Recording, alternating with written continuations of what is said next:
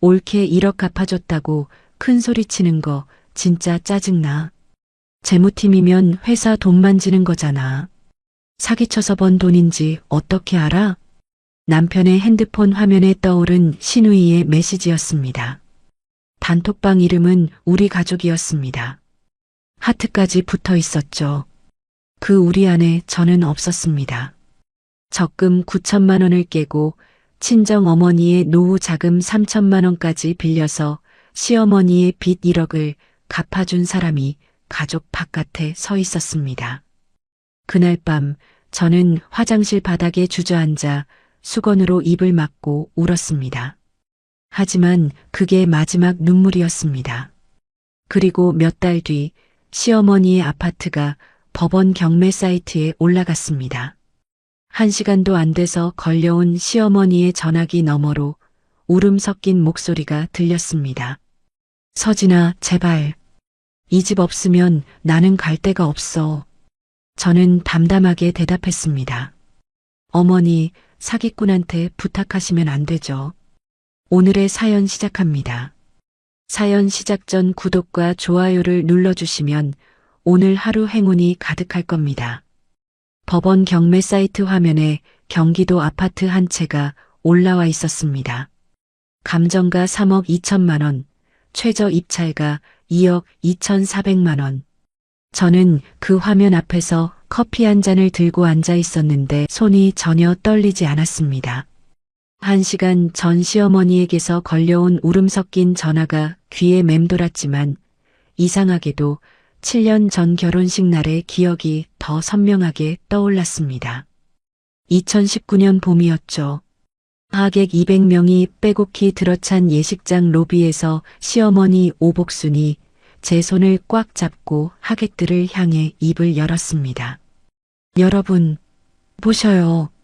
우리 집안에 이런 복덩이가 들어왔습니다. 예, 서진아. 너는 전생에 나라를 구했나 보다. 우리 정우 같은 신랑 만나서 이 집안 며느리 된 걸 평생 감사하게 생각해야 한다. 알겠지? 시어머니가 제 손을 높이 들어 올리며 하객들에게 웃어 보였습니다. 저는 웨딩드레스 치마를 한 손으로 쥔 채 고개를 숙였고 하객들 사이에서 웃음이 터져 나왔습니다. 남편 박정우는 제 옆에 서서 넥타이를 매만지며 아무 말도 하지 않았습니다.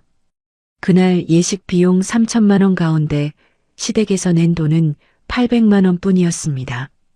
나머지 2,200만 원은 양가 합의라는 이름 아래 제 쪽에서 전부 부담했죠. 하객들이 건넨 축의금 중 시댁목 1,200만 원은 시어머니가 봉투째 가져가면서 이렇게 말했습니다. 야, 서진아. 이 봉투들은 내가 딱 챙겨둘게. 너희는 아직 어려서 돈 관리할 줄 모르잖니? 내가 꽉 쥐고 있다가 나중에 너희 정말 큰일 생길 때 그때 짠 하고 꺼내줄게. 어머니 못 믿니? 시어머니가 축의금 봉투를 핸드백에 넣으며 웃었습니다. 7년이 지난 지금까지 그 돈은 한 번도 언급된 적이 없습니다.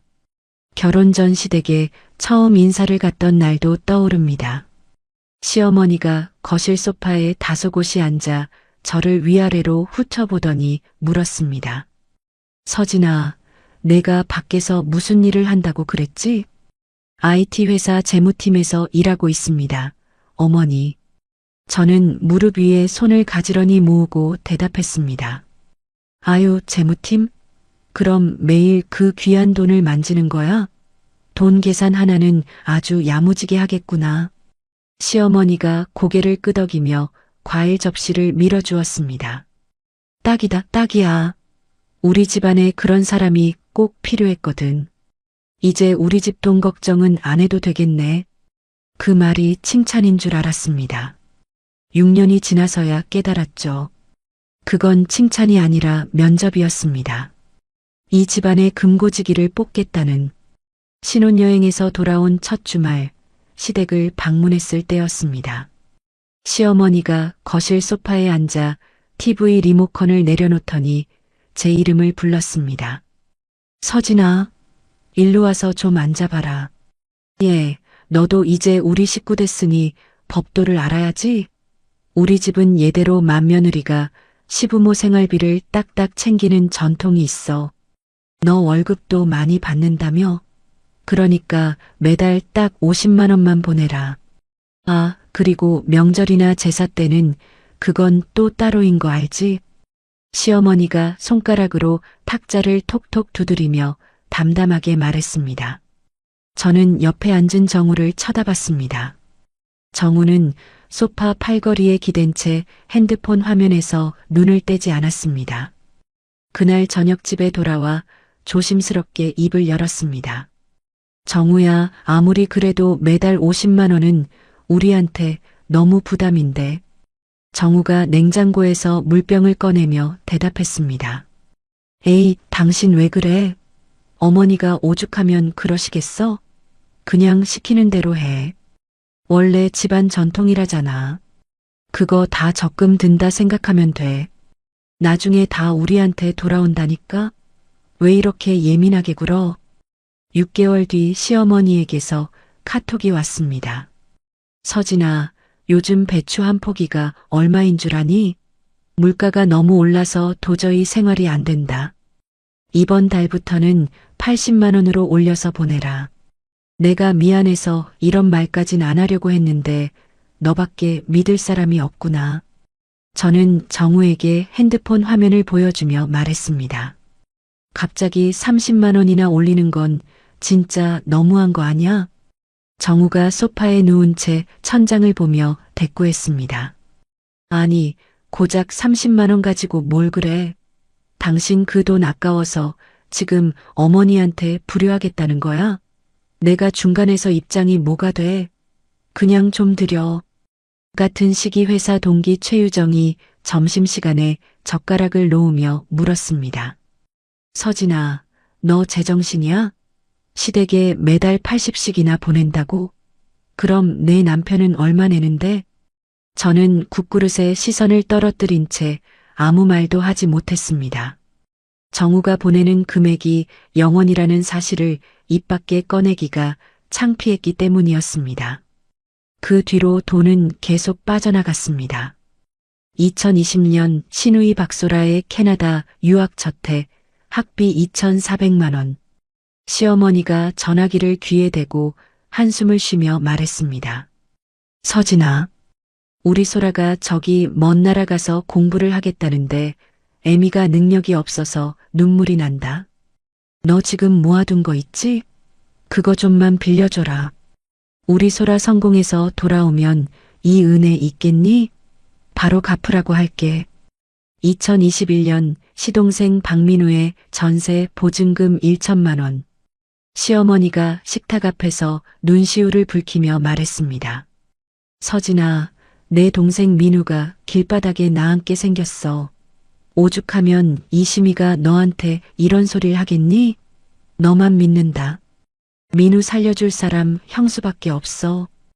2022년에는 시어머니 무릎 수술비 350만 원에 신우이 유학 2년차 학비 2,400만 원이 더해졌습니다. 2023년에는 귀국한 신우이에게 매달 30만 원씩 용돈까지 보내게 되었죠. 차용증을 한 번도 쓰지 못했습니다. 쓰자고 말을 꺼내려 할 때마다 시어머니가 먼저 막았습니다. 뭐? 차용증? 서진아, 너 지금 나랑 장난하니? 가족끼리 무슨 그런 딱딱한 종이 쪼가리를 써. 우리가 남이야? 너 나 못 믿는구나? 아이고, 내가 며느리한테 이런 대접을 받네. 정우는 제 편을 들어주지 않았습니다. 당신 진짜 너무하다. 어머니가 돈 떼먹을 뿐이야? 기분 나쁘시게 왜 자꾸 돈돈거려? 사람 치사하게 해. 신우이 소라는 전화기 너머로 웃으며 말했습니다. 언니, 내가 언니 얼마나 믿고 사랑하는지 알지? 가족인데 그런 서류가 왜 필요해? 서운하게 정말. 7년 동안 시댁 식구 3명의 입에서 차용증이라는 단어가 나온 적은 단 한 번도 없었습니다. 저는 회사 재무팀 7년 차의 직업병처럼 매년 말이면 시댁에 나간 돈을 정리했습니다. 생활비 6,540만 원, 시누이 학비 4,800만 원, 시동생 전세 1천만 원, 수술비 350만 원, 시누이 용돈 360만 원, 축의금 1,200만 원, 명절과 잡비 약 950만 원.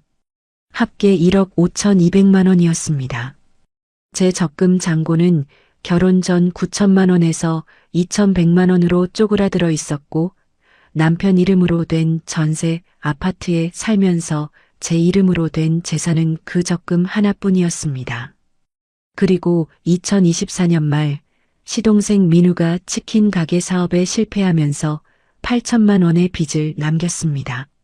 시어머니는 아들 빚을 갚아주겠다며 사채업자에게 1억 2천만 원을 빌렸고 이자가 불어나면서 시어머니 이름으로 된 아파트에 1억 4,400만 원의 빚이 걸렸습니다.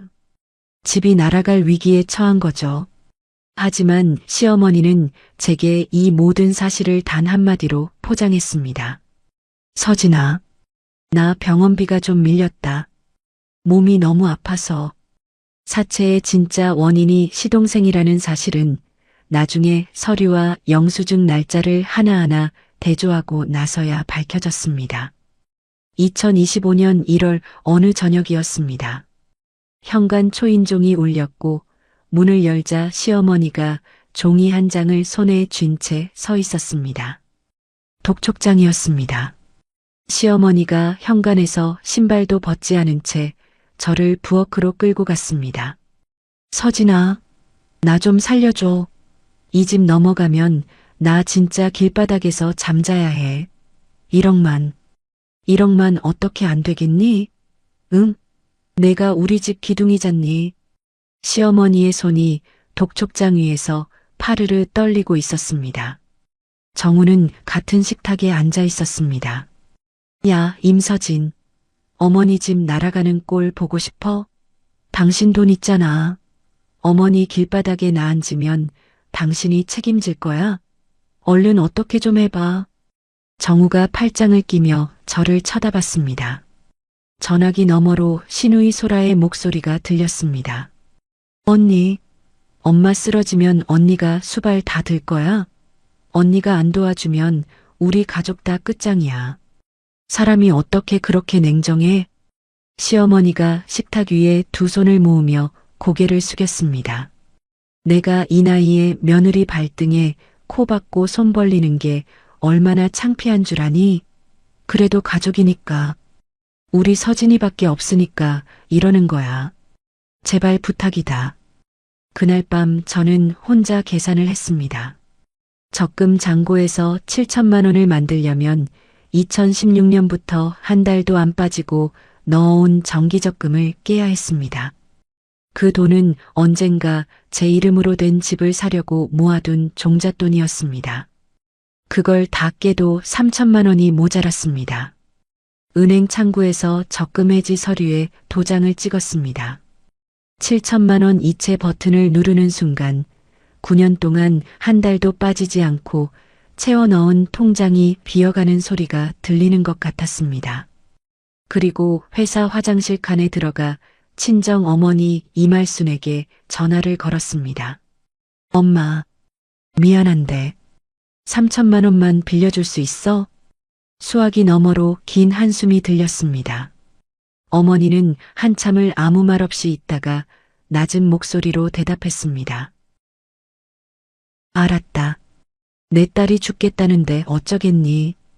근데 서진아, 그 돈 바로는 안 돼. 며칠만 기다려라. 친정 어머니는 노후 대비로 넣어두었던 예금을 깨서 3천만 원을 마련해 주었습니다. 부모님의 유일한 노후 자금이었습니다. 어머니는 돈을 보내면서 종이 한 장을 내밀었습니다. 서진아, 이건 내 시어머니 주는 돈 아니다. 내 딸 잠 좀 편하게 자라고 주는 거야. 대신 이거 써라. 각서 써. 너 무조건 나한테 갚아야 해. 알았지? 구멍가게 30년을 운영해 온 어머니의 원칙 앞에서 저는 고개를 숙인 채 각서에 서명했습니다.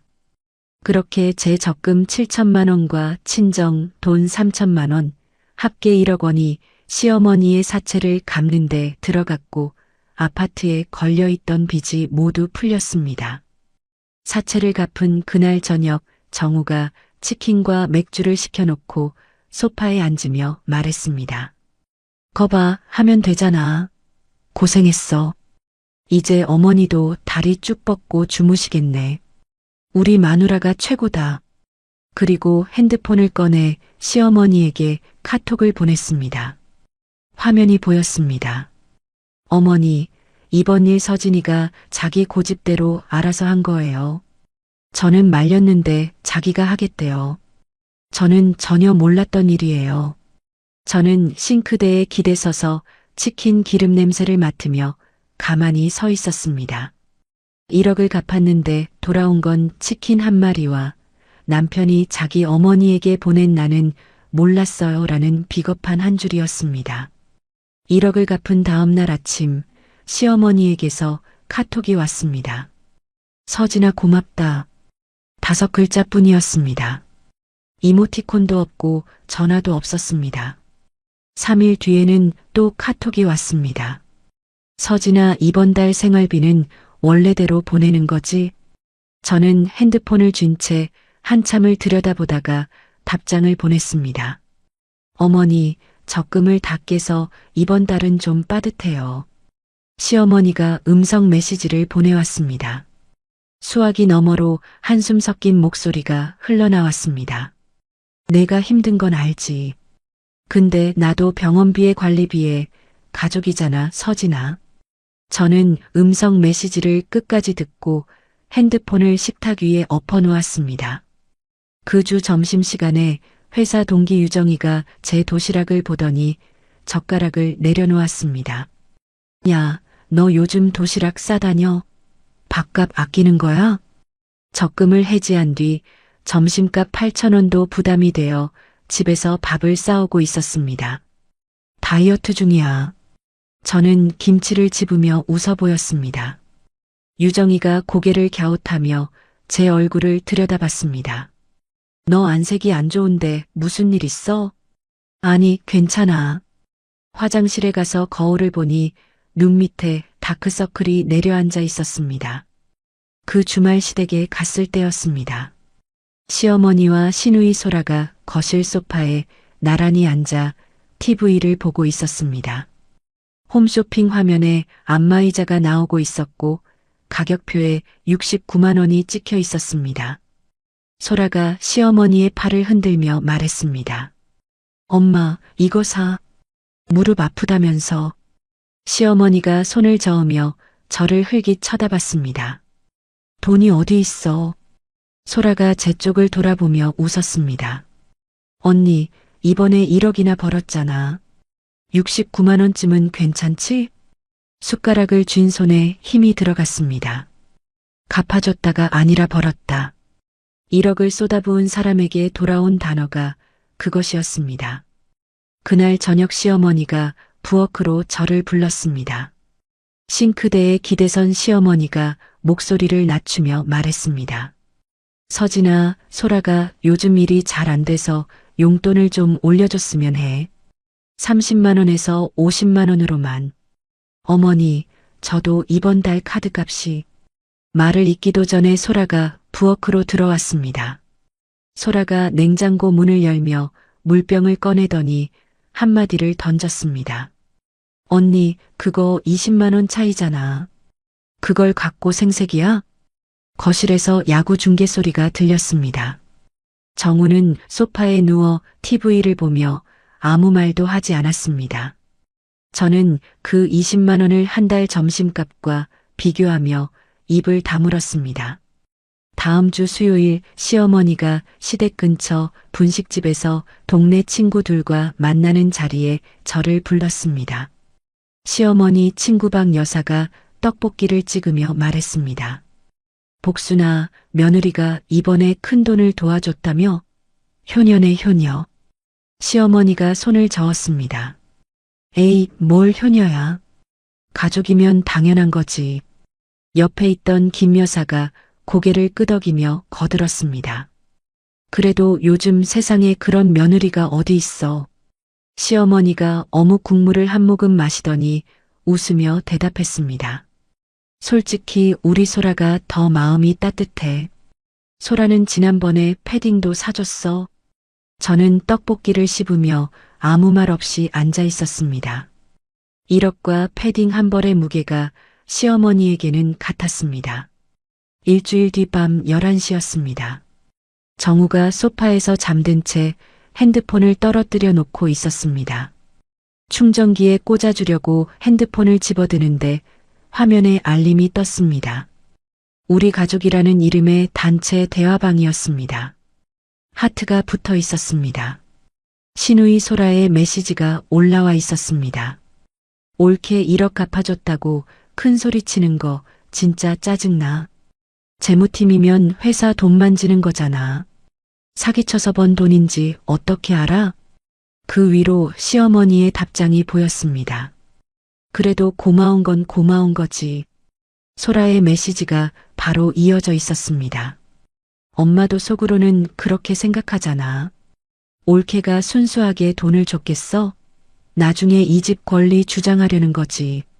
시어머니는 그 메시지를 읽고 아무런 답도 하지 않았습니다. 반박도 두둔도 경고도 없는 침묵이었습니다. 시동생 민우도 한마디를 보탰습니다. 형수가 돈 자랑하는 건 옛날부터임. 소라가 마무리를 찍었습니다. 여기 올케 없잖아. 우리 가족방인데 뭘. 우리 가족이라는 이름 속에 저는 포함되어 있지 않았습니다. 7년 동안 그 가족에게 2억이 넘는 돈을 건넨 사람이 우리 바깥에 있었습니다. 저는 잠든 정우 옆에 서서 그 사실을 확인했습니다. 화장실 문을 잠갔습니다. 세면대 수도꼭지를 끝까지 틀었습니다. 물소리가 화장실을 가득 채웠고 저는 수건으로 입을 막은 채 바닥에 주저앉았습니다. 정우가 깨서 또 왜 예민하게 구냐고 할까봐 그 말을 들으면 정말 무너질 것 같아서 수도꼭지를 잠글 수가 없었습니다. 다음날 출근길 지하철에서 단톡방 캡처를 다시 들여다봤습니다. 소라의 문장을 한 글자씩 읽었습니다. 사기쳐서 번 돈. 7년 동안 매달 은행 앱을 열어 이체 버튼을 눌렀던 제 손가락을 모욕하는 6글자였습니다. 지하철 창에 비친 제 얼굴에 어젯밤의 울음이 그대로 남아 있었습니다. 퇴근 후 집에 돌아와 정우에게 말했습니다. 단톡방 봤어. 소라가 나를 사기꾼이라고 했는데 왜 아무 말도 안 했어? 정우가 TV 리모컨을 집어들며 대답했습니다. 누나가 원래 입이 거칠잖아. 그걸 갖고 이러면 가정이 깨지는 거야. 그럼 나는 사기꾼이라는 소리를 듣고도 참아야 해? 정우가 채널을 돌리다 말고 짜증을 내며 소파에서 몸을 일으켰습니다. 내가 그렇게 생색내듯이 하니까 누나가 그런 말을 하는 거 아니야? 저는 그 자리에 서서 정우의 얼굴을 바라봤습니다. 이 사람이 7년 동안 단 한 번도 제 편이었던 적이 없다는 사실을 그 순간 확인했습니다. 이 결혼은 끝났다는 걸 알았습니다. 그리고 끝내는 방법이 울음이 아니라 숫자여야 한다는 것도 알았습니다. 그날 밤 정우가 잠든 뒤 거실로 나갔습니다. 정우가 소파에 누워 주식 앱을 켜놓은 채 잠들어 있었고 화면이 꺼지기 전 잔고가 보였습니다. 4,200만 원이 찍혀 있었습니다. 7년 동안 시댁에 단 한 푼도 보내지 않은 사람이 제 적금이 깨지고 제 친정 부모가 유일한 노후 자금에서 3천만 원을 빼서 보내는 동안 혼자 4,200만 원을 모아두고 있었습니다. 저는 울지 않았습니다. 대신 그 숫자를 머릿속에 새겼습니다. 새벽 1시 거실 식탁에 앉아 검색창을 열었습니다. 빌려준 돈 돌려받는 법, 남의 빚 대신 갚았을 때, 권리, 가족 사이, 동거래 법적 효력. 재무팀 7년 차의 눈으로 법률글과 판례를 하나씩 훑어 내려갔습니다. 법률상 이유 없이 남의 재산으로 이익을 얻고 그 때문에 남에게 손해를 입힌 사람은 그 이익을 돌려줘야 한다는 조항을 반복해서 읽었습니다. 판례를 뒤지다가 눈이 멈춘 문장이 있었습니다. 차용증 없이 남의 빚을 대신 갚아준 경우 갚아준 사람이 원래 빚진 사람에게 돈을 돌려달라고 청구할 수 있다는 판결이었습니다. 그 순간 시어머니의 목소리가 떠올랐습니다. 내가 1억 갚아줘서 이 집이 안 날아간 거야.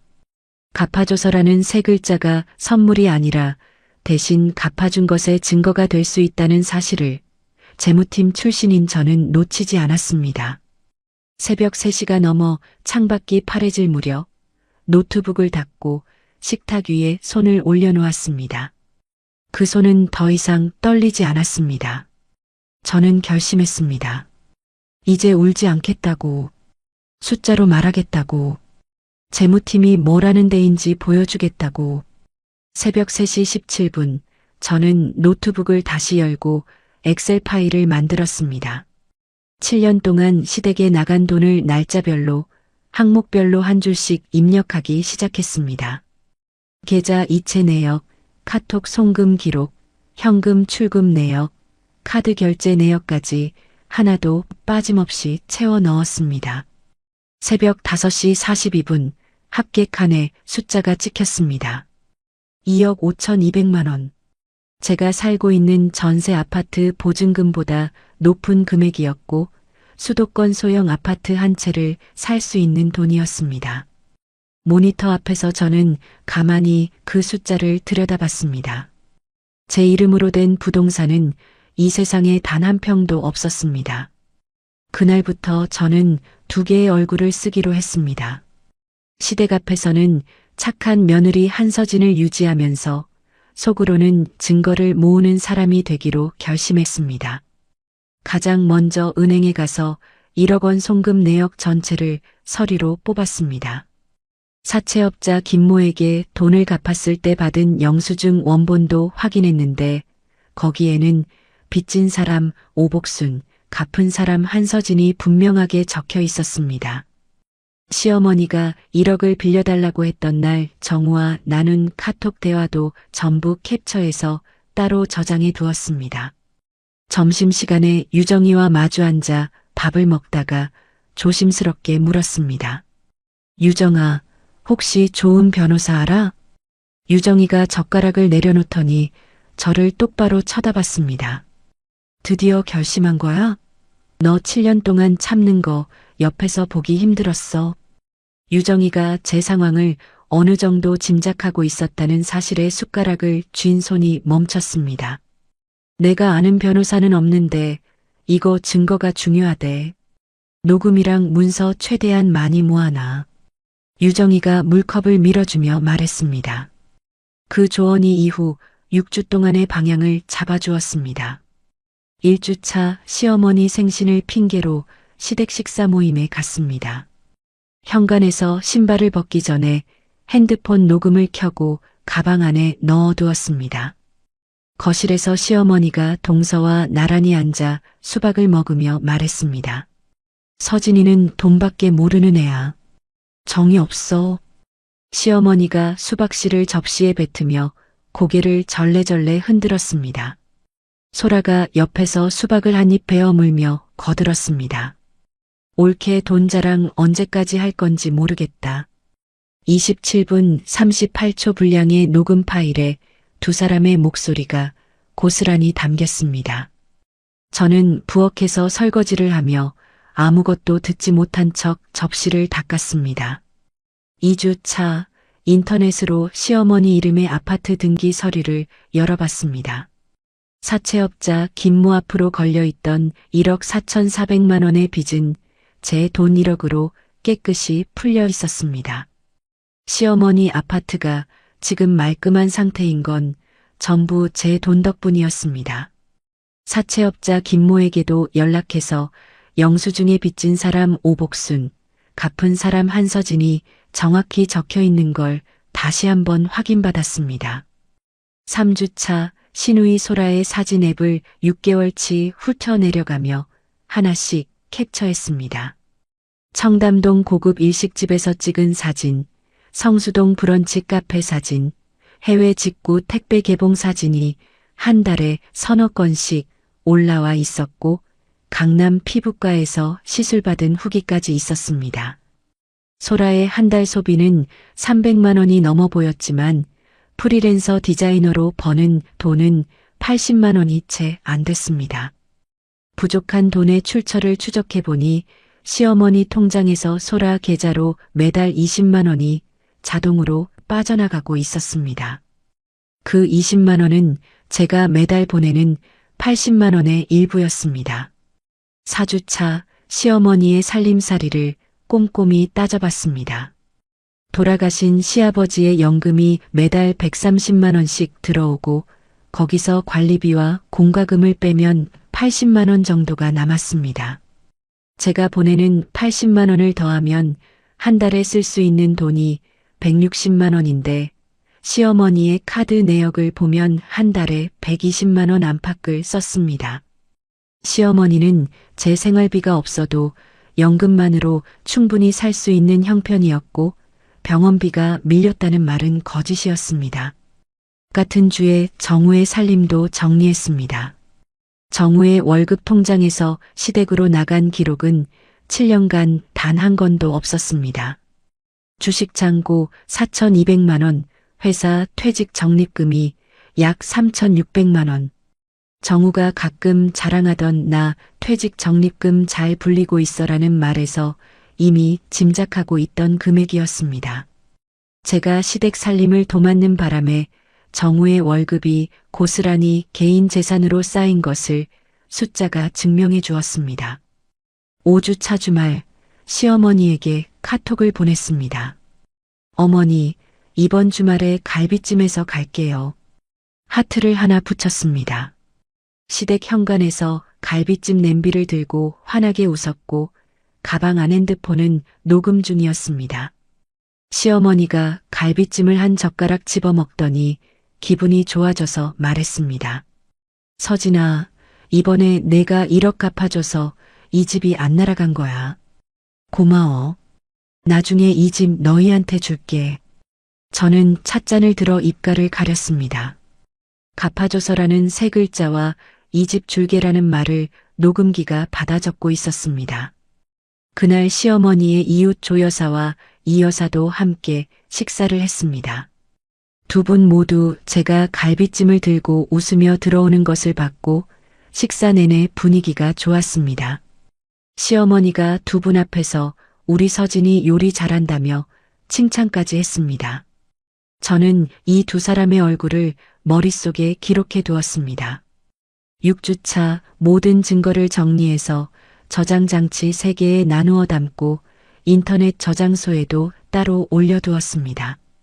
7년간 시댁 이체 내역 엑셀 파일, 은행 서류 원본, 사채 영수증, 시댁, 단톡방 캡처, 시어머니 뒷담화 녹음 파일 2건, 시어머니의 갚아줘서와 이 집 줄게, 녹음, 소라의 사진, 액 캡처 78장, 시어머니가 소라에게 매달 보낸 20만 원 내역 정우의 시댁 송금 연건 기록. 모두 9가지였습니다. 6주 동안 시댁 식구 누구도 제 변화를 눈치채지 못했습니다. 시어머니는 역시 우리 서진이가 착하지라며 안심했고 소라는 단톡방에 올케 요리도 별로면서 생색만이라고 올렸고 정우는 시어머니에게 요즘 서진이 좀 괜찮아진 것 같다고 보고했습니다. 시동생 민우는 한 번도 연락조차 없었습니다. 유정이는 매일 점심마다 제 안색을 살피며 물었습니다. 야, 무슨 일 있으면 말해. 혼자 사귀지 마. 곧 끝나. 걱정 마. 저는 그렇게만 대답했습니다. 어느 날 유정이가 제 도시락 반찬이 김치 하나뿐인 걸 보더니 아무 말 없이 자기 반찬통에서 불고기를 덜어주었습니다.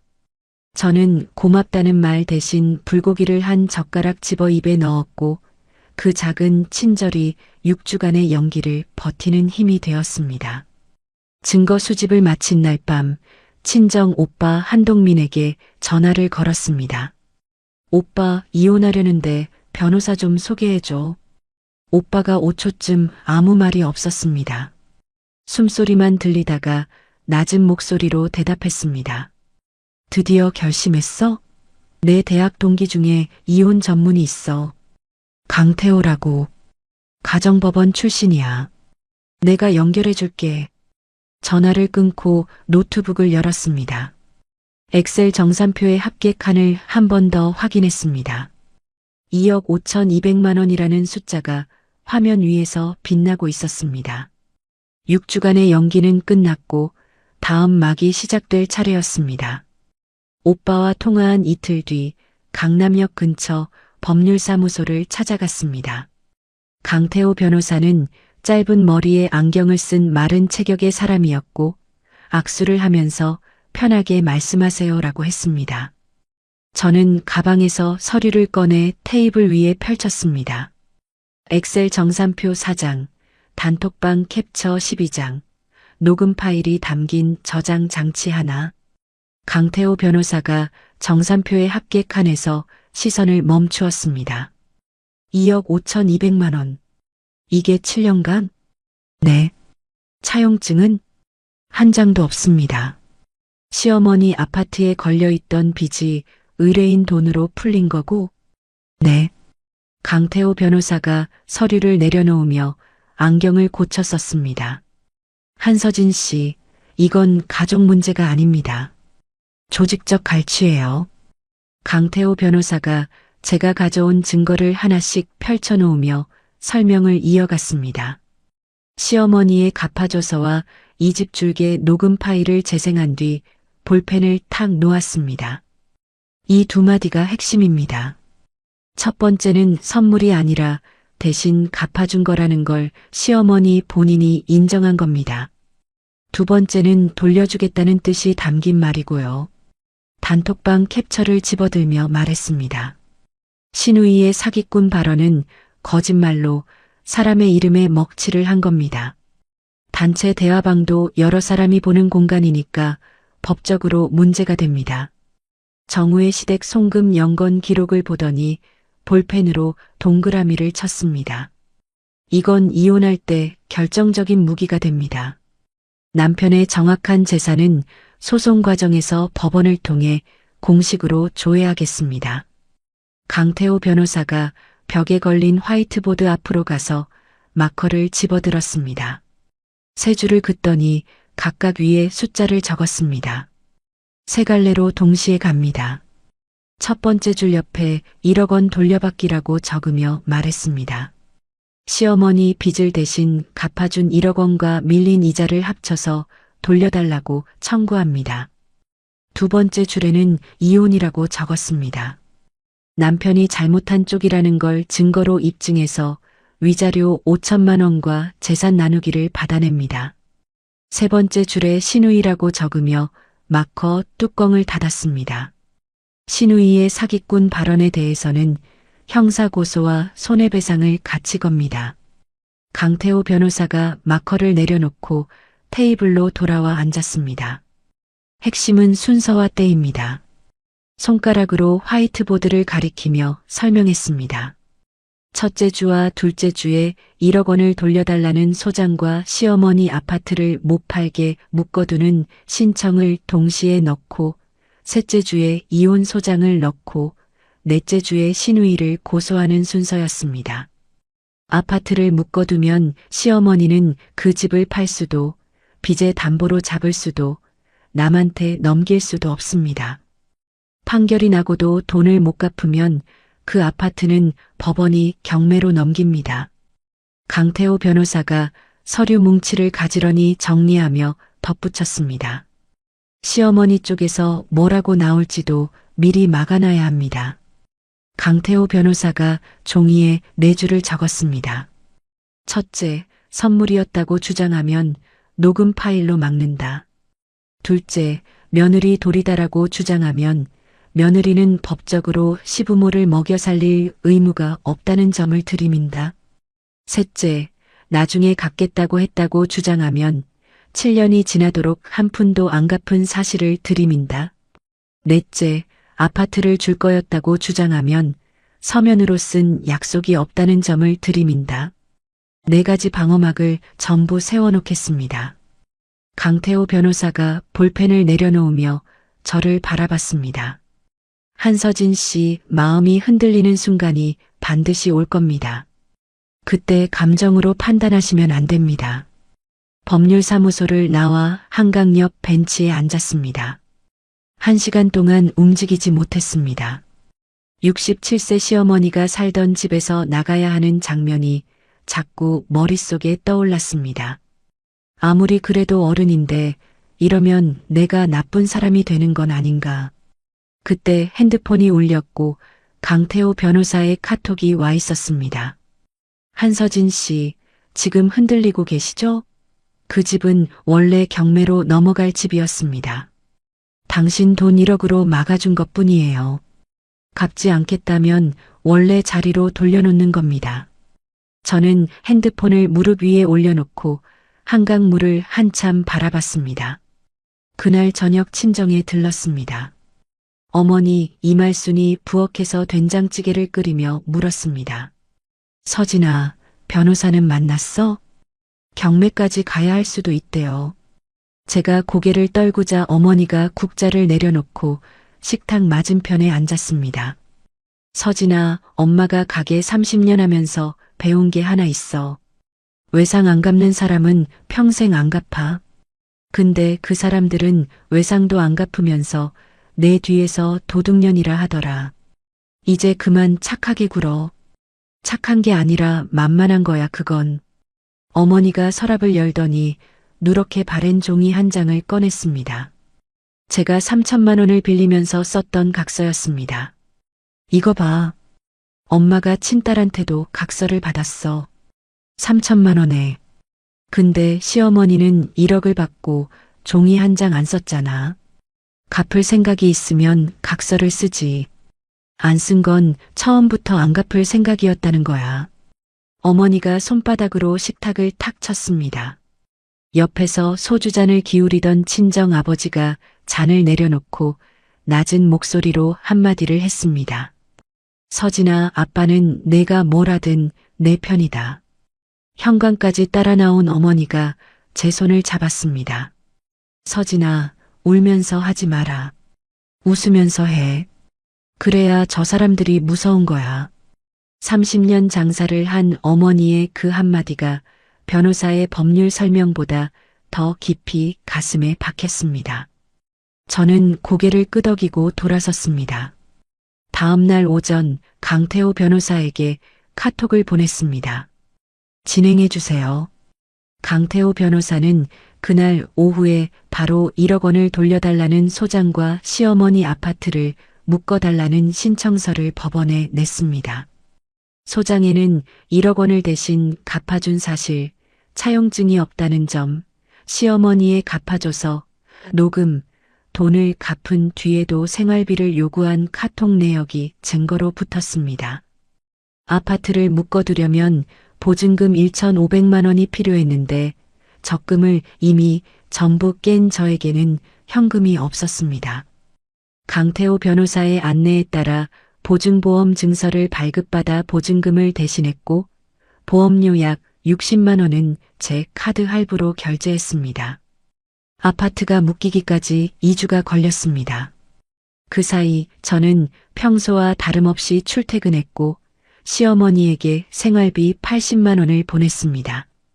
강태호 변호사가 갑작스러운 변화가 의심을 살 수 있다고 했기 때문이었고 이 돈도 나중에 추가로 청구할 증거가 되었습니다. 주말에 시댁에 반찬을 들고 갔을 때 소라가 웃으며 말했습니다. 언니, 오늘 머리 했어? 예쁘다. 저도 웃었습니다. 시어머니가 부엌에서 불렀습니다. 서진아, 이 집 수도꼭지 좀 봐줘라. 네, 어머니. 아무도 제 가방 안에 변호사 명함과 소송 접수 확인서가 들어있다는 사실을 몰랐습니다. 2주 뒤 강태호 변호사에게서 전화가 왔습니다. 한서진 씨, 시어머니 아파트 등기에 묶인 게 찍혔습니다. 이제 시어머니는 이 아파트를 팔 수도 담보로 잡을 수도 남한테 넘길 수도 없습니다. 저는 회사 화장실에서 그 전화를 받으며 손이 떨렸지만 목소리는 떨리지 않았습니다. 감사합니다. 다음 단계 진행해 주세요. 전화를 끊고 거울 속 제 얼굴을 바라봤습니다. 울고 있지 않았습니다. 같은 주에 이혼 소장이 법원에 접수되었고 신우이에 대한 고소장도 경찰서에 접수되었습니다. 강태호 변호사가 카톡으로 한 줄을 보내왔습니다. 세 갈래가 동시에 열렸습니다. 상대편이 대응할 틈을 주면 안 됩니다. 저는 회사에 연차를 내고 전세 아파트에서 제 짐을 쌌습니다.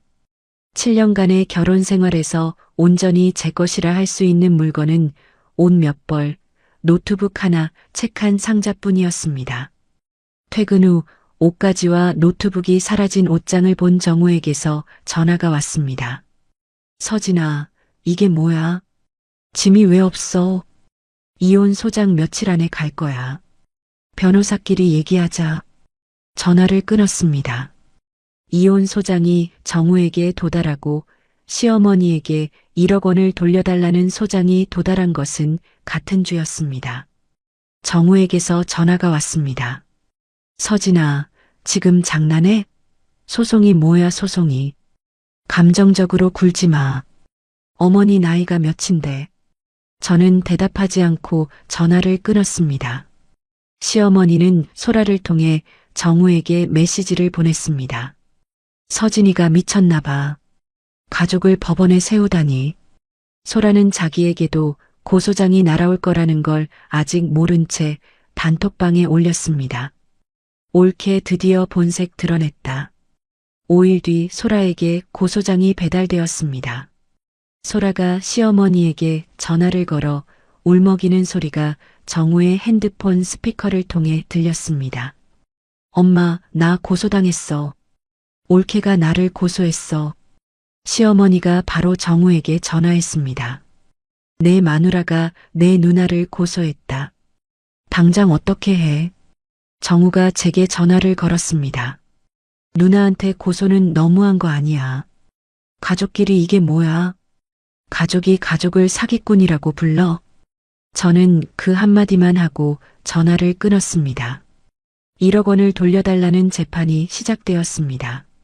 소장을 넣고 약 한 달 뒤에 첫 재판 날짜가 잡혔습니다.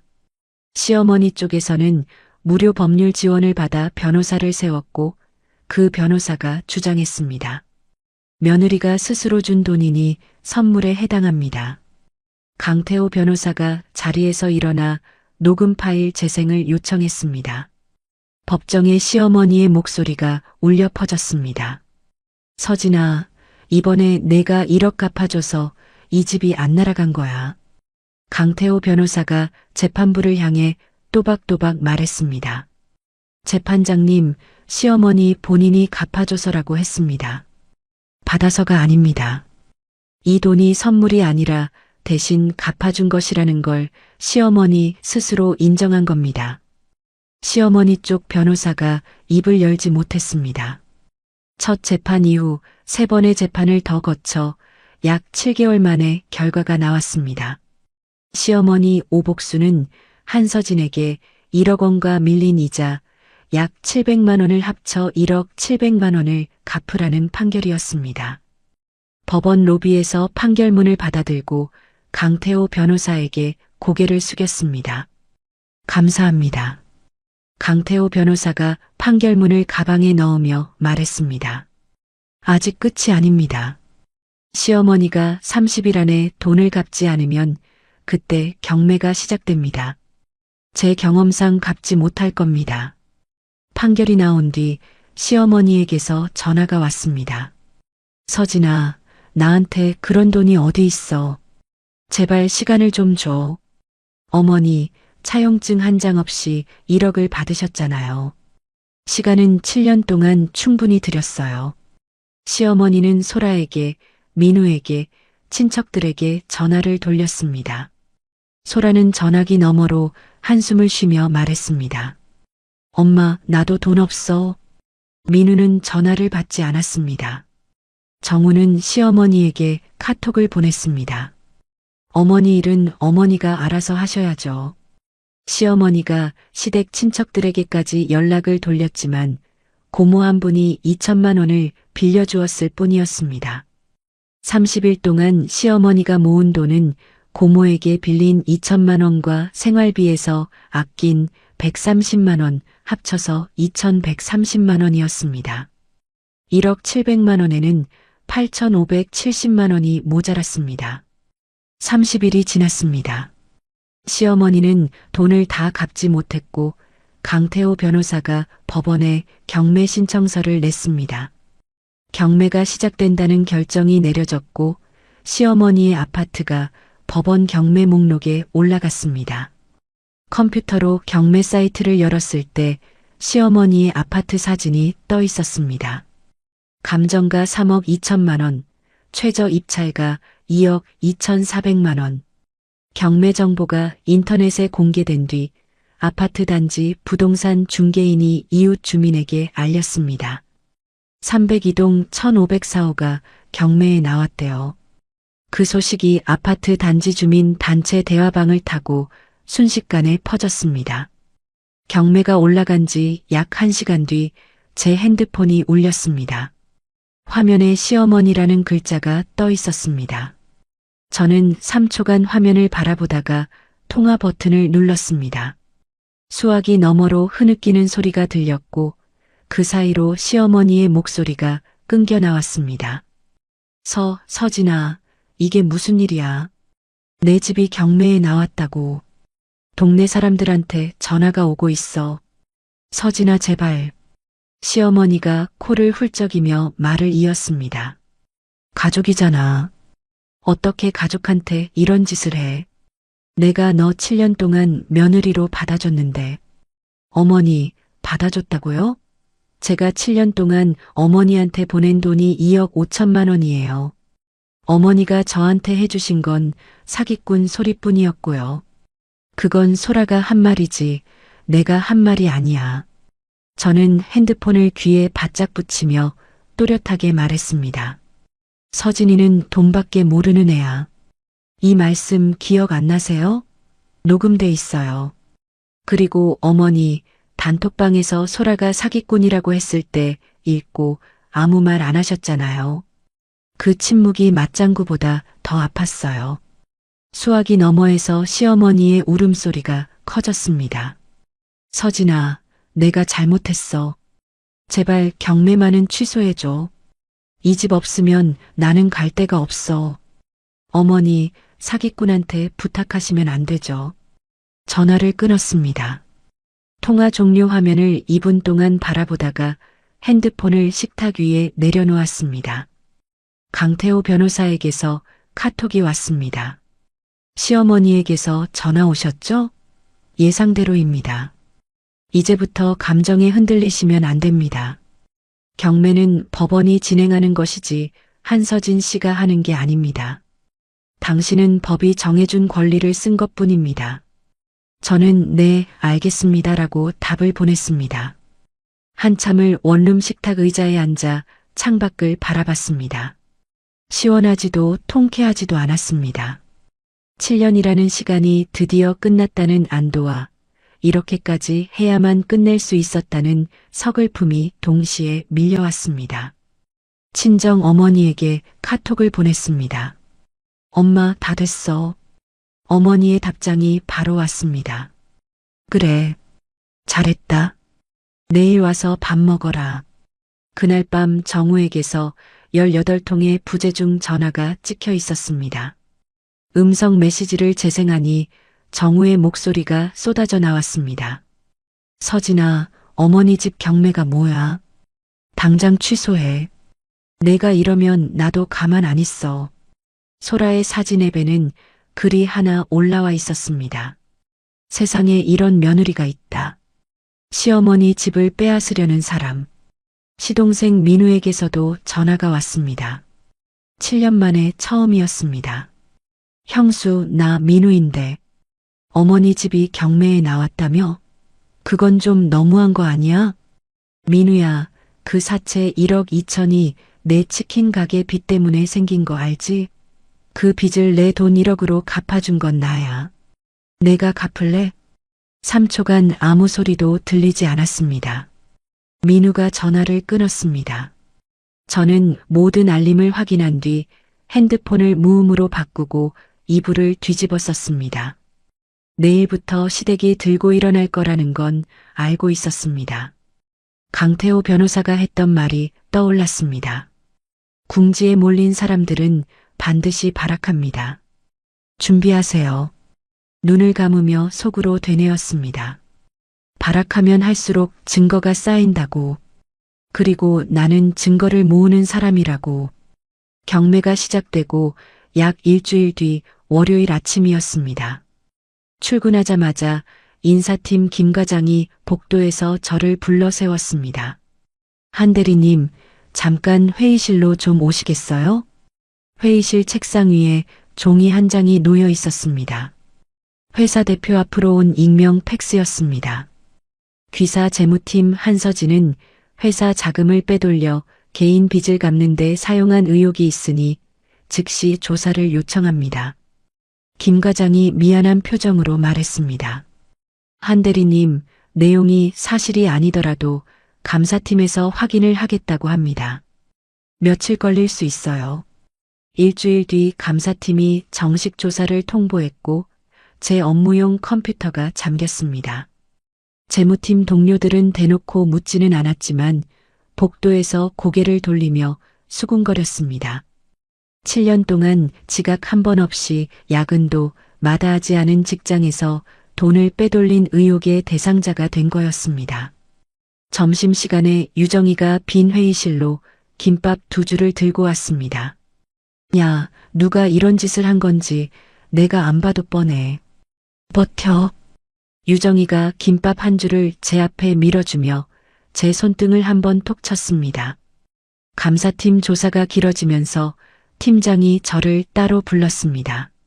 한 대리, 조사 결과가 나올 때까지 집에서 일하는 게 어떻겠나? 팀 분위기도 있고 사무실에서 나가라는 뜻이었습니다. 네, 알겠습니다. 저는 책상 위의 물건들을 종이 상자에 담았습니다. 같은 주 소라의 사진 앱에 긴 글이 올라왔습니다. 가정폭력 피해를 고백합니다라는 제목이었습니다.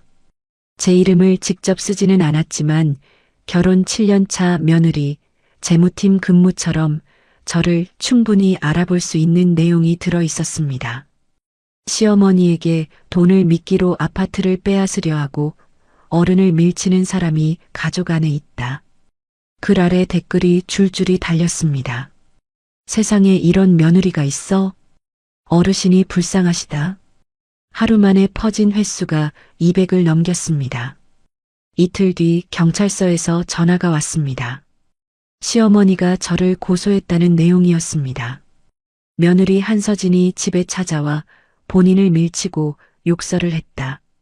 시동생 민우가 형수가 어머니를 밀치는 것을 보았다며 목격자로 이름을 올린 상태였습니다. 조사에 응해주셔야 합니다. 전화를 끊고 바로 강태호 변호사에게 연락했습니다. 강태호 변호사가 전화를 받자마자 말했습니다. 예상보다 빠르네요. 하지만 전부 준비된 범이 아닙니다.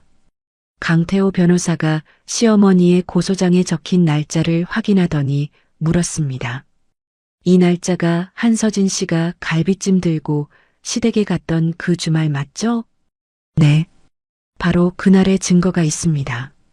아파트 단지 폐쇄회로 영상과 그날 같이 밥 먹은 조 여사, 이 여사가 목격자입니다. 같은 시기 정우가 친정 부모에게 전화를 걸었습니다. 나중에 친정 오빠에게서 전해들은 내용이었습니다. 장인어른 장모님, 서진이가 우리 어머니를 칠순도 안 된 나이에 길에 내쫓으려 합니다. 솔직히 딸을 그렇게 키우신 게 문제 아닙니까? 친정 아버지가 전화를 끊으며 손이 떨렸다고 했습니다. 어머니 이말순이 수아기를 빼앗았습니다. 정우야, 우리 딸이 내 어머니한테 2억 5천을 쏟아부은 영수증 내가 다 갖고 있어. 법원에서 보자. 어머니가 전화를 끊었습니다. 시어머니의 교회 아는 분들이 동네 아파트 단체 대화방에 글을 올렸습니다. 이 동네 며느리가 시어머니 집을 빼앗아 경매에 넘겼다. 요즘 세상에 이런 못된 짓이 있나? 시어머니는 교회 모임에서 사람들 앞에 앉아 눈물을 흘리며 말했습니다. 며느리가 노인을 내쫓으려 해요. 누군가 시어머니의 모습을 핸드폰으로 찍어 퍼뜨렸고 본 사람이 수천 명을 넘기고 있었습니다. 원룸에 돌아와 라면을 끓이다가 냄비를 놓쳤습니다. 뜨거운 국물이 바닥에 쏟아졌고 저는 그 자리에 주저앉았습니다. 회사에서 쫓겨나고 시댁에서는 때린 사람으로 몰리고 남편마저 적이 되었고 동네 대화방에는 제가 못된 며느리로 퍼지고 있었습니다. 내가 잘못한 건가? 바닥에 퍼지는 라면 국물을 멍하니 내려다보고 있었습니다. 핸드폰이 울렸습니다. 강태호 변호사였습니다. 한서진 씨, 지금 힘드시죠? 하지만 저쪽이 이렇게 들고 일어나는 건 우리가 이기고 있다는 뜻입니다. 그리고 지금 신우이가 하고 있는 것들, 회사 팩스, 사진 앱글, 시어머니 거짓 고소, 이건 전부 새로운 잘못이고 새로운 증거입니다. 우리한테 칼자루를 쥐어주고 있는 겁니다. 강태호 변호사가 바로 대응 방법을 정리해 주었습니다. 회사 팩스에 대해서는 7년간 월급 명세서와 세금 신고 내역과 시댁 송금 내역을 감사팀에 내서 회사 돈과 무관하다는 걸 밝히겠다고 했습니다. 시어머니의 거짓 고소에 대해서는 아파트 단지 영상과 그날 함께 밥 먹은 이웃 주민 두 분의 증언을 확보해서 때린 적이 없다는 걸 증명한 뒤 거짓 고소로 되받아치겠다고 했습니다. 소라의 사진 앱글에 대해서는 저를 특정할 수 있는 거짓 내용을 퍼뜨린 혐의로 추가 고소하겠다고 했습니다. 그리고 익명 팩스 보낸 사람도 잡겠습니다. 팩스는 반드시 보낸 번호가 남습니다. 편의점이든 문구점이든 그 장소를 찾고 영상을 확보하면 누가 보냈는지 잡을 수 있습니다. 신우이일 겁니다. 짐작만으로는 안 됩니다. 증거로 잡겠습니다. 금요일 밤 원룸에 혼자 앉아 있는데 친정 어머니에게서 전화가 왔습니다. 서진아, 엄마가 내일 올라갈게. 밥 먹으러. 저는 대답을 못하고 울었습니다. 어머니는 수화기 너머로 울음소리를 듣고도 한마디만 했습니다. 울어. 울고 나면 밥 먹자. 다음 날 어머니가 원룸에 왔습니다. 된장찌개를 끓이고 시금치나물을 무치며 말했습니다. 서진아, 밥은 먹고 싸워야지. 굶으면 지는 거야. 어머니가 손수 가져온 반찬통 5개와 쌀 한 포대를 냉장고에 넣고 싱크대 위에 정리하는 동안 저는 어머니가 차려준 된장찌개를 떠먹으며 마음을 다잡았습니다. 다음 주 월요일 강태호 변호사에게서 연락이 왔습니다. 시어머니 아파트 단지 관리실에서 영상 보관을 마쳤고 제 차 블랙박스 영상도 원본 확인을 받았고 익명 팩스를 보낸 편의점도 찾아냈다고 했습니다. 한서진 씨, 증거는 다 갖춰졌습니다. 이제 우리가 나설 차례입니다. 저는 4글자로 답했습니다. 시작해 주세요. 강태호 변호사가 제일 먼저 회사 감사팀에 서류를 냈습니다. 7년간의 월급 명세서, 세금 신고 내역, 시댁 송금 내역을 38장으로 정리한 것이었습니다. 의견서에는 이렇게 적혀 있었습니다. 이 직원은 회사 돈을 빼돌린 적이 없으며 본인 월급의 40% 이상을 시댁에 보낸 사람입니다. 모든 돈의 흐름은 개인 계좌 사이에서 이루어졌고 회사 자금과는 아무 관계가 없습니다. 감사팀이 2주간 꼼꼼히 조사한 끝에 아무 문제가 없다는 결론을 내렸습니다. 인사팀 김 과장이 전화를 걸어왔습니다. 한 대리님, 죄송합니다. 원래 자리로 복귀하시죠. 복귀 첫날 재무팀 팀장이 제 자리로 와서 짧게 말했습니다.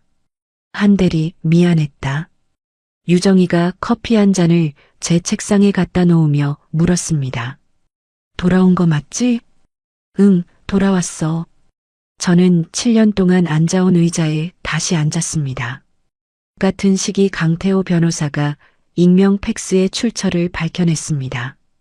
편의점 팩스 이용 기록과 그 편의점 영상을 맞춰본 결과 팩스를 보낸 사람은 소라였습니다. 영상에는 소라가 종이를 팩스기에 넣고 번호를 누르는 장면이 선명하게 찍혀 있었습니다.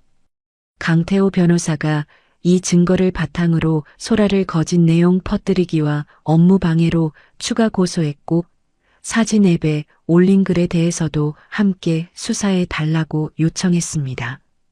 시어머니의 거짓 고소에 대한 경찰 조사도 진행되었습니다. 강태호 변호사가 낸 아파트 단지 영상에는 시어머니가 밀렸다고 주장한 바로 그날 제가 현관에서 신발을 벗고 들어가는 장면부터 2시간 17분 뒤 빈 냄비를 들고 웃으며 나오는 장면까지 고스란히 찍혀 있었습니다. 밀치는 장면은 어디에도 없었습니다. 그날 함께 밥을 먹었던 이웃 조 여사와 이 여사가 경찰에 와서 말했습니다. 며느리가 갈비찜을 들고 왔고 분위기가 좋았어요. 시어머니가 우리 서진이 요리 잘한다고 칭찬까지 하셨어요. 경찰은 시어머니의 고소를 받아들이지 않았고 거꾸로 시어머니를 거짓 고소 혐의로 넘겼습니다. 시어머니에게 벌금 300만 원이 나왔습니다. 거짓 목격자로 이름을 올린 시동생 민우도 같은 혐의로 조사를 받게 되었습니다. 소라에 대해서는 단톡방의 사기꾼 발언, 회사 팩스, 사진 앱 거짓 글이 한꺼번에 묶여서 재판에 넘어갔고 벌금 500만 원이 나왔습니다. 1억 원 판결이 나온 뒤 약 3개월 뒤 이혼 재판의 마지막 날이 열렸습니다. 강태호 변호사가 증거를 하나씩 꺼내 놓았습니다. 정우가 7년간 시댁에 보낸 돈 영원 기록, 법원이 공식으로 조회한 정우의 주식 잔고 4,200만 원과 퇴직 적립금 3,600만 원, 시어머니에게 서진이가 알아서 한 거예요. 저는 몰랐어요. 라고 보낸 카톡. 감정적으로 굴지 마. 내가 생색내듯이 하니까 누나가 그런 말을 하는 거 아니야 라는 말들의 녹음, 이혼을 알린 뒤 친정부모에게 딸을 잘못 키우셨다고 전화한 사실까지. 재판부는 정우를 잘못한 쪽으로 인정했습니다. 위자료 5천만 원, 주식 잔고의 반인 2,100만 원과 퇴직 적립금의 반인 1,800만 원을 합쳐 3,900만 원의 재산 나누기를 판결했습니다. 소라에 대한 손해배상 재판에서도 사기꾼 발언과 회사 팩스와 사진 앱 거짓 글에 대해 1천만 원을 배상하라는 결과가 나왔습니다. 소라가 다시 재판해 달라고 했지만 받아들여지지 않았습니다. 시어머니가 끝내 1억 700만 원을 갚지 못하면서 아파트 경매가 본격적으로 진행되었습니다. 시어머니의 아파트는 2억 8천만 원에 팔렸고 거기서 경매 비용과 세금을 뺀 뒤 저에게 1억 700만 원이 돌아왔습니다. 시어머니에게 남은 돈에서 벌금 300만 원과 고모에게 빌린 2천만 원을 갚고 나면 약 1억 원 남짓이었지만 같은 동네에 다시 집을 구하기에는 턱없이 부족한 금액이었습니다. 전체 정산을 정리했습니다. 1억 700만 원, 위자료 5천만 원, 재산 나누기 3,900만 원, 소라 손해배상 1천만 원, 합계 1억 9,600만 원이었습니다. 여기서 변호사 비용 2,500만 원, 친정 어머니에게 빌린 3천만 원, 보험료와 소송 경비 약 200만 원을 빼면 순수하게 남는 돈은 약 1억 3,900만 원이었습니다. 7년간 시댁에 넣은 2억 5,200만 원 중 법으로 돌려받은 것은 일부뿐이었습니다. 생활비, 시누이 학비, 시동생 전세금, 수술비를 합친 약 1억 4,500만 원은 영영 돌아오지 않는 돈이었습니다. 그 숫자가 7년이라는 시간의 진짜 값이었습니다. 강태호 변호사의 사무실에서 마지막 정산을 마쳤습니다. 강태호 변호사가 서류를 정리하며 말했습니다. 한서진 씨 숫자가 말해줬죠. 호구가 아니었다고. 변호사님이 아니었으면 못했을 겁니다. 강태호 변호사가 잠시 입을 다물었다가 낮은 목소리로 말했습니다. 저도 이혼을 겪어본 사람으로서 한서진 씨가 무너지지 않은 게 대단합니다. 이제 잘 사세요. 법원에서 마지막 판결문 원본을 받고 나오는 날이었습니다. 로비를 지나는데 복도 끝에서 시어머니가 걸어오고 있었습니다. 경매로 남은 돈을 받으러 온 것이었습니다. 시어머니가 저를 발견하고 1초쯤 멈춰 섰습니다. 저도 시어머니를 바라봤습니다. 시어머니가 고개를 돌렸고 저도 2초쯤 그 등을 보다가 반대쪽으로 걸었습니다. 같은 공간에 있었던 마지막 순간이었습니다. 법원을 나서며 친정 어머니에게 카톡을 보냈습니다. 엄마, 다 끝났어. 3천만 원 이번 주에 보낼게. 어머니의 답장이 왔습니다. 그래. 수고했다. 오늘 저녁에 와라. 아빠가 갈비 사왔다. 유정이에게도 카톡을 보냈습니다. 유정아, 다 끝났어. 점심 사줄게. 유정이의 답장이 바로 왔습니다. 드디어 비싼 거 사야 돼. 치킨은 안 돼. 초밥. 저는 웃었습니다. 김치 반찬 도시락에 불고기를 덜어주고 빈 회의실에 김밥을 들고 와주고 버텨라고 말해주던 사람이 떠올랐기 때문입니다. 법원 앞 계단에 서서 어머니의 카톡을 다시 읽었습니다. 바람이 불었습니다. 그 바람이 차갑지 않다고 느꼈습니다. 이혼이 끝나고 한 달 뒤 저는 경기도 역세권 소형 아파트 한 채를 샀습니다. 순수하게 남은 돈에 대출을 보태서 마련한 전용 59제곱미터짜리 집이었습니다. 등기소 창구에서 직원이 서류를 건네주었습니다. 소유자 한서진. 38년 인생에서 처음으로 제 이름 3글자가 찍힌 집이 생긴 순간이었습니다. 저는 등기소 복도 의자에 앉아 그 종이를 30분 동안 바라봤습니다. 7년 동안 남의 집을 지켜주느라 갖지 못했던 내 집이라는 게 한참이 지나서야 실감이 났습니다. 이사 첫날 친정 어머니가 올라왔습니다. 현관문을 열고 들어선 어머니가 신발장을 열어보고 싱크대를 만져보고 베란다까지 한 바퀴 돌더니 고개를 끄덕였습니다. 좁지만 깨끗하네. 내 이름으로 된 집이잖아. 남의 집보다 100배 낫다. 어머니가 들고 온 짐을 풀기 시작했습니다. 된장찌개 냄비를 가스레인지 위에 올리고 김치통과 반찬통 8개를 냉장고에 차곡차곡 넣으며 말했습니다. 이제 사 먹지 말고 해 먹어. 건강해야 돈을 벌지. 친정 아버지가 드라이버 세트를 들고 거실벽 앞에 섰습니다.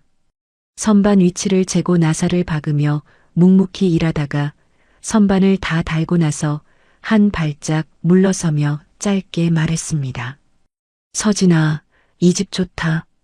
회사에서는 감사팀 조사 과정에서 오히려 제 7년간의 근무 기록과 재무 분석 실력이 다시 주목을 받았습니다. 팩스 소동이 마무리되고 3개월 뒤 팀장 승진 인사가 발령되었고 연봉이 7,200만 원으로 올랐습니다. 감사팀 조사를 맡았던 김 부장이 복도에서 저를 만나 허리를 숙였습니다. 한 팀장, 그때 정말 미안했습니다. 승진 축하 자리에서 유정이가 맥주잔을 들며 말했습니다. 야, 팀장 됐으니까 초밥 업그레이드야. 고급 일식 가자. 저는 잔을 들며 웃었습니다. 고급 일식은 됐고 내가 빈 회의실에 갖다 준 김밥이 내 인생 최고의 식사였어. 유정이가 손등으로 눈밑을 쓱 닦으며 잔을 부딪혔습니다. 야, 그만해. 울 것 같잖아. 퇴근 후에는 인터넷에 글을 쓰기 시작했습니다. 가족끼리 돈 거래할 때 반드시 각서를 쓰세요라는 제목이었습니다. 제가 겪은 일에서 나온 구체적인 금액과 법적 절차를 담은 글이 입소문을 타면서 매달 읽는 사람이 5만 명을 넘겼습니다. 댓글이 매일 수십 건씩 달렸습니다. 저도 시댁에 돈을 빌려줬는데 각서가 없어요. 어떻게 해야 하나요? 재무 상담을 부탁하는 연락이 줄을 이으면서 혼자서 재무 상담 일을 시작하게 되었고, 이혼 1년 차에 본업과 부업을 합쳐 연수입이 2억 원을 넘었습니다. 친정 어머니에게 3천만 원을 다 갚은 날, 부모님을 데리고 소고기 맛집에 갔습니다. 고기가 석쇠 위에서 지글거리는 소리를 들으며 아버지가 젓가락을 내려놓았습니다. 서진아, 아빠가 미안하다. 좀 더 일찍 말리지 못해서. 아빠, 그 3천만 원 각서 덕분에 재판에서 이겼어. 우리 엄마가 천재야. 어머니 이말순이 집게로 고기를 뒤집으며 퉁명스럽게 말했습니다. 됐고, 소고기나 더 구워. 어머니가 고기를 뒤집는 척하면서 손등으로 눈가를 슬쩍 닦는 걸 저는 봤습니다. 강태호 변호사에게 감사 인사로 선물을 하나 보냈습니다. 강태호 변호사가 카톡을 보내왔습니다. 한서진 씨, 선물 감사합니다. 다음에 좋은 일로 뵙겠습니다. 이제 다시는 변호사가 필요 없는 삶을 사세요. 변호사님 덕분에 숫자가 저를 지켜준다는 걸 배웠습니다. 시어머니는 경매로 남은 돈으로 시댁 근처 반지하 원룸을 얻어 이사했습니다. 매달 들어오는 연금 130만 원으로 생활하면서 소라에게 매일 전화를 걸었습니다. 내가 그 단톡방에서 그런 말 안 했으면 이렇게까지 안 됐어. 소라가 전화기 너머로 받아쳤습니다. 엄마가 나를 탓하면 나는 누구를 탓해야 하는데. 소라는 벌금 500만 원과 손해배상 1천만 원을 대출로 메꿨고 기존 씀씀이까지 합쳐지면서 빚이 3천만 원을 넘겼습니다. 일감도 끊기면서 사진 앱 계정을 지우고 연락이 두절되었습니다. 정우는 위자료와 재산 나누기 금액을 한꺼번에 내지 못해 매달 나눠 갚기 시작했고 보증금 300만 원짜리 원룸으로 이사했습니다. 회사에서 소문이 돌면서 사람들이 하나둘 거리를 두었고 결혼 상대를 찾으려 3번 시도했지만 3번 모두 상대가 거절했다는 이야기가 친정 오빠를 통해 전해졌습니다. 시동생 민우는 재판 과정에서 시어머니의 사채가 본래 자기 사업 실패 때문이었다는 게 드러나면서 친척들 사이에서 완전히 신용을 잃었습니다. 거짓 목격자 혐의 조사까지 받게 되면서 기존 빚과 합쳐져 더 이상 버틸 수 없는 지경에 몰렸습니다. 시어머니가 전화로 말했습니다. 이게 다 너 때문이야. 민우가 받아쳤습니다. 어머니도 형수한테 그랬잖아요. 민우는 전화를 끊고 연락을 끊었습니다. 글을 읽는 사람들 가운데 한 분이 댓글을 달았습니다. 한서진 작가님, 저도 시어머니에게 5천만 원을 빌려줬는데 각서가 없어요. 작가님 글 보고 용기 내서 법률 상담을 받았더니 돌려받을 수 있대요. 감사합니다. 그 댓글을 읽으며 제가 겪은 7년이 누군가에게는 같은 실수를 되풀이하지 않는 길잡이가 될 수 있다는 걸 알았습니다. 그 시간이 완전한 낭비만은 아니었다고 처음으로 그렇게 생각했습니다. 이혼 1년이 지난 어느 일요일 오후였습니다. 제 이름으로 된 아파트 거실 창가에 앉아 커피를 마시고 있었습니다. 핸드폰에 친정 어머니의 카톡이 떠 있었습니다. 서진아, 오늘 저녁 같이 먹자. 아빠가 갈비 사온다. 댓글 알림도 하나 와 있었습니다. 한서진 작가님 덕분에 친정 엄마한테 빌려준 돈각서 썼어요. 저는 커피잔을 내려놓고 노트북을 열었습니다. 새 글의 첫 문장을 썼습니다. 어떤 분들은 물어보세요. 후회 안 하냐고. 안 합니다. 후회는 7년 동안 충분히 했거든요. 이제 저는 제 이름으로 된 집에서 제가 번 돈으로 제가 사랑하는 사람들과 밥을 먹습니다. 착한 사람이 아니라 현명한 사람이 이기더라고요. 발행 버튼을 눌렀습니다. 창밖으로 노을이 보였습니다. 이사 온 뒤 처음으로 그 노을이 예쁘다고 느꼈습니다. 노트북을 닫고 어머니에게 답장을 보냈습니다. 엄마 갈게. 오늘은 내가 고기 구울게. 여러분, 오늘 서진 씨의 이야기 잘 들으셨나요? 시어머니는 입버릇처럼 말했습니다. 가족이잖아. 그 한마디로 차용증을 막았고, 그 한마디로 적금을 깨게 했고, 그 한마디로 친정 부모의 노후까지 끌어왔습니다. 가족이라는 말이 사랑이 아니라 청구서가 되는 순간, 그건 더 이상 가족이 아닙니다. 서진 씨의 친정 어머니가 한 말이 오래 남습니다. 착한 게 아니라 만만한 거야, 그건. 착하다는 말 뒤에 숨어서 참고, 또 참고, 끝없이 참다 보면 주변 사람들은 그걸 당연하게 여기기 시작합니다. 고마움은 사라지고 요구만 커지죠. 서진 씨는 7년이 걸렸습니다. 깨닫는데 7년, 준비하는데 6주, 되찾는데 1년. 돌려받지 못한 1억 4천만 원은 다시 오지 않지만 서진 씨는 그 돈보다 더 큰 것을 되찾았습니다.